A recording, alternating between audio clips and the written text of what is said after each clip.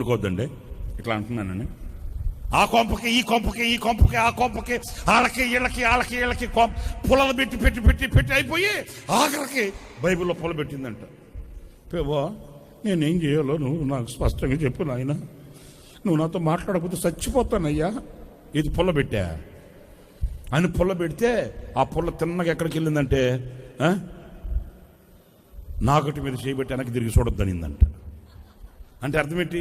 సావాలనుకున్న దానివి మళ్ళా అంటదట, బాగలేదు వాక్యం బాగలేదేంటి?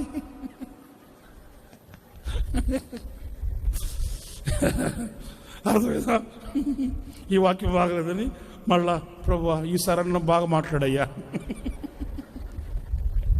అని మళ్ళీ ఇంకొక పొల పెడితే ఆ పొల ఏమొచ్చిందో తెలుసా? ఆయన నేను విడనాడి ఉన్న సంగతిని వెరుగవా ఈ వాక్యం కూడా బాగలేదు. ప్రభు స్పష్టంగా మాట్లాడయ్యా, బాగా మాట్లాడయ్యా, ఏదంటే మాట్లాడతావు. ఇట్లాంటి వాళ్ళకి ఏం మేలు జరగదండి.